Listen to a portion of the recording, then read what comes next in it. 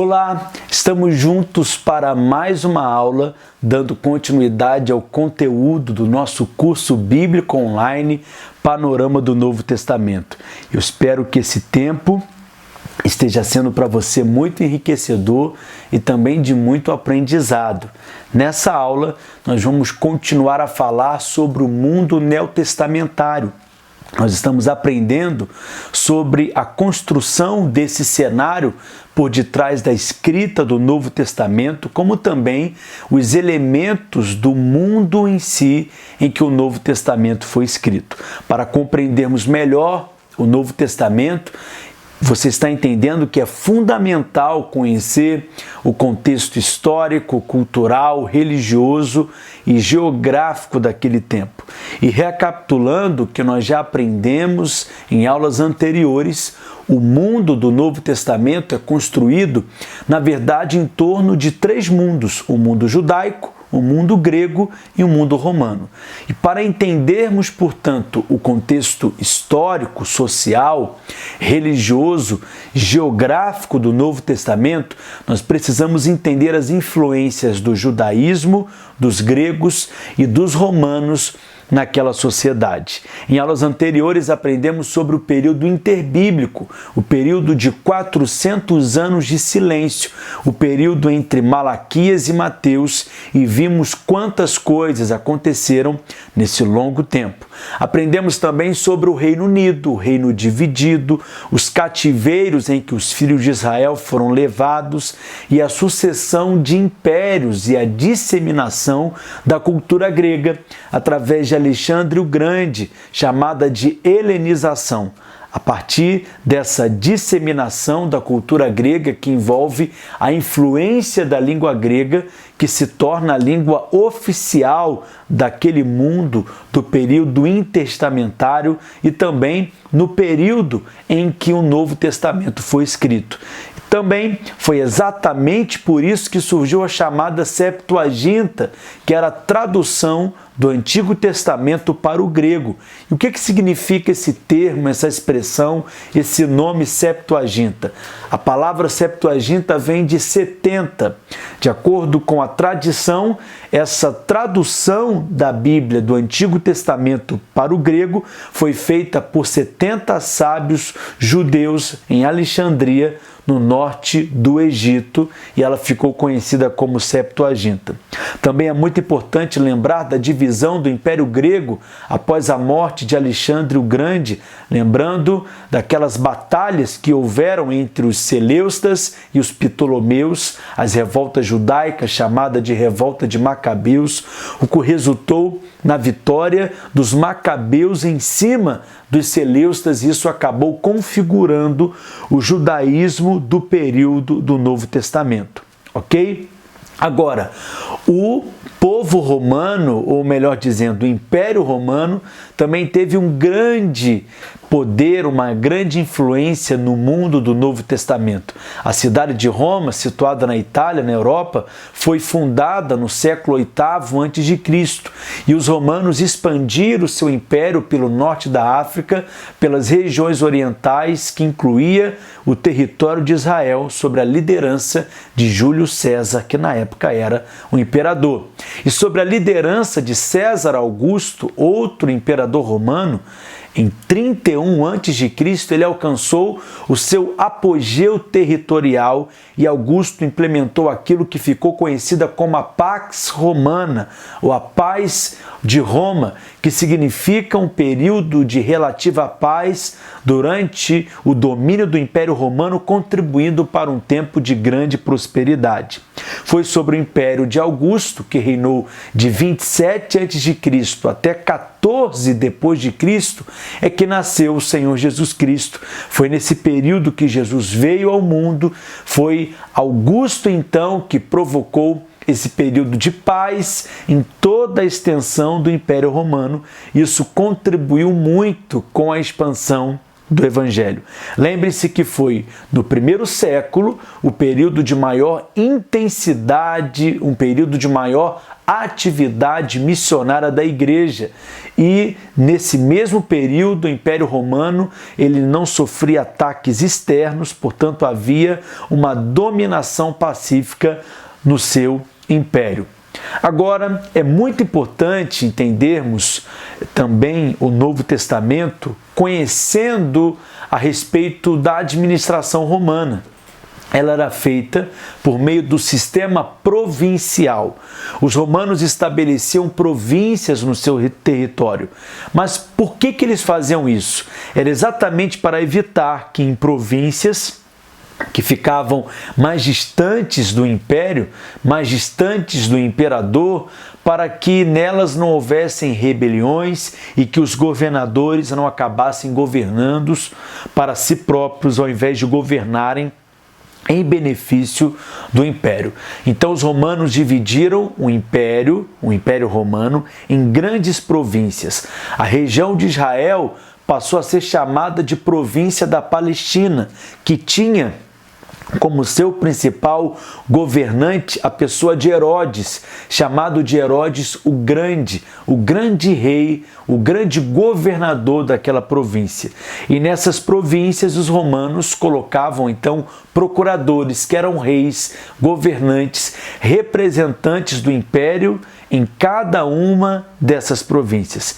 E eles tinham à sua disposição uma guarda, um exército para comandar ou para reger aquelas regiões. A província da Palestina era a província de Israel e foi nela que o Senhor Jesus nasceu, e ela era governada por Herodes o Grande, que após a sua morte, ela foi dividida por seus 3 filhos: Arquelau, que se tornou governador da Judéia, Herodes Antipas, que se tornou governador da província da Galileia, e Herodes Filipe, que se tornou governador de outras regiões daquele território de Israel.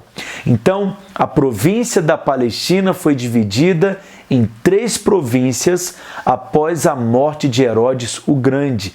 Então, elas foram governadas após a morte dele pelos seus 3 filhos. E a menção desses nomes nós encontramos nos evangelhos. Por exemplo, por medo de Arquelau é que José e Maria não saíram do Egito de volta para a Judéia, de volta para a cidade de José, que era a cidade de Belém, mas eles foram para outra região, a região da província da Galileia, em Nazaré. Então você consegue perceber a importância de compreendermos esses acontecimentos históricos, políticos daquela época. Outra província mencionada no Novo Testamento é a província da Síria, aonde fica a cidade de Antioquia da Síria, que é mencionada no livro de Atos. Além disso, é mencionada também a província da Galácia, onde tem aquelas cidades como Listra, Derbe, Icônio, onde Paulo planta a igreja naquela região, escreve também uma carta para essas igrejas. E você vai encontrar também a província da Ásia, a província da Macedônia, a província da Grécia, ao ler o Novo Testamento. Então, hoje, tudo isso são lugares que nós conhecemos como países, que naquela época eram divididos como províncias.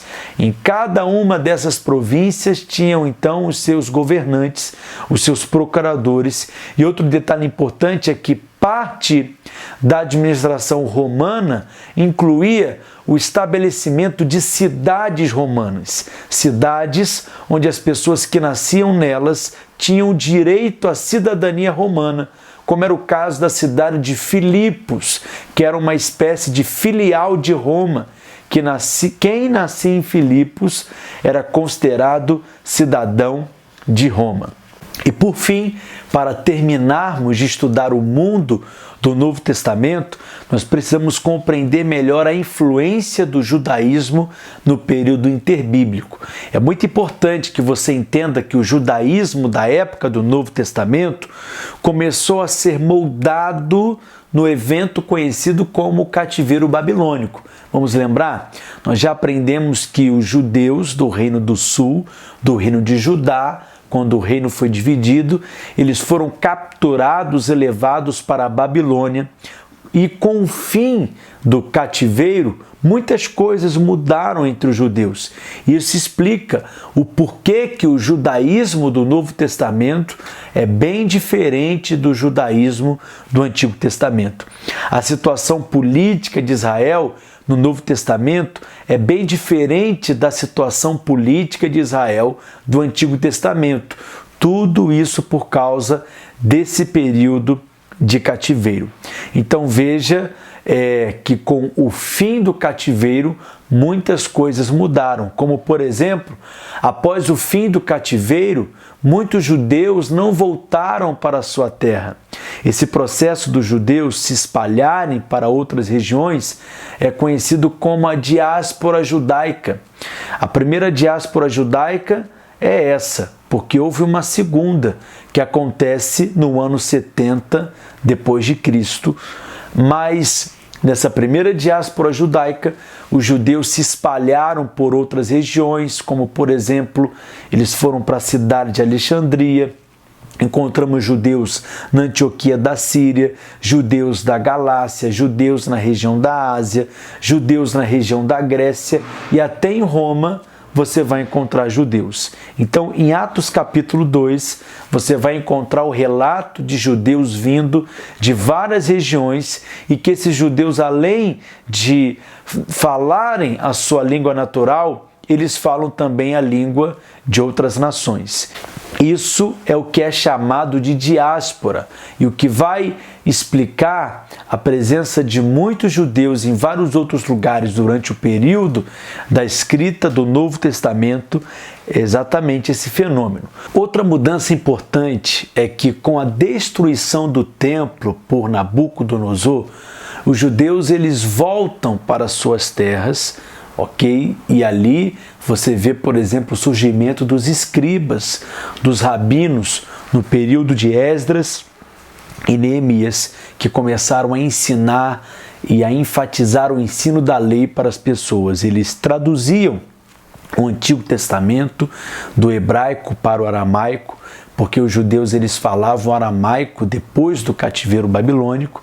Então eles começaram a enfatizar o ensino da lei e por isso as sinagogas foram criadas exatamente nesse período, enfatizando então o ensino da lei. Outro elemento marcante é o fim da idolatria de Israel. Você nota que o judaísmo no Antigo Testamento sofria muito com a idolatria, mas os judeus no período interbíblico eles deixaram de ser influenciados pela idolatria.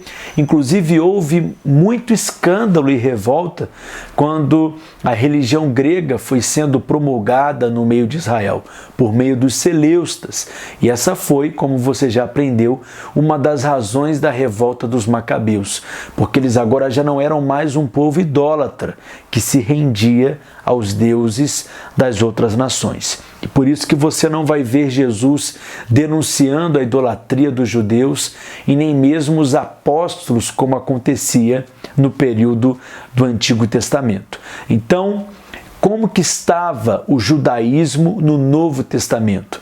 Nós encontramos o povo de Israel voltando para a sua terra, a reconstrução do templo no período pós-cativeiro babilônico, mas que foi reconstruído plenamente por Herodes o Grande, e com isso o retorno dos sacrifícios, dos rituais, das festas, o estabelecimento do aramaico como língua e o reestabelecimento da cultura judaica. E os judeus, mesmo sendo dominados pelos romanos, viviam em relativa paz, desenvolvendo a sua própria cultura e religião, porque não precisavam abraçar nem a cultura grega e nem os métodos romanos. Nós vamos ver mais para frente que depois, então, é que começa a perseguição sobre os judeus por se recusarem a oferecer culto ao imperador romano. E por fim, só para lembrar aquilo que nós já aprendemos em aulas anteriores sobre o contexto do mundo judaico, os 4 elementos que formam basicamente a religião judaica, como os escribas, que eram pessoas devotadas ao estudo e preservação do Antigo Testamento, e eles eram também chamados no Novo Testamento de rabinos ou rabis. Também falamos sobre os fariseus, que eram aquele partido religioso dentro de Israel. Eles eram os mais estimados no meio do povo, porque eram estudiosos da lei. Muitos deles eram escribas, eram mestres da lei. Eles escreveram muitos comentários do Antigo Testamento, tinham técnicas de interpretação do Antigo Testamento, inclusive escolas de interpretação. E também os fariseus eram aquele partido político bem respeitado, partido político religioso, né? Que os escribas faziam parte dele. Além disso, nós temos um segundo partido religioso, que eram os saduceus, formado pelos sacerdotes, que só aceitavam os 5 primeiros livros do Antigo Testamento, não acreditavam em ressurreição, não acreditavam em anjos, não acreditavam em espírito, em nada disso. E eles eram organizados em torno do Sinédrio.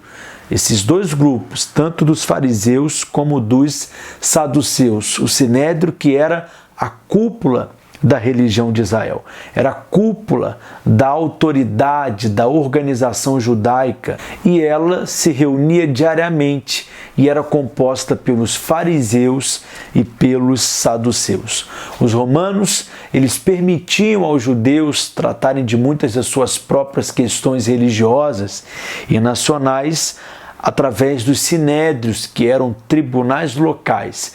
Haviam muitos sinédrios espalhados, mas acima de todos eles estava a corte suprema dos judeus, o grande sinédrio de Jerusalém, e o sumo sacerdote presidia as reuniões dessa corte. Os romanos, inclusive, permitiam que os sinédrios tivessem uma guarda, uma polícia para manter aquela região pacífica.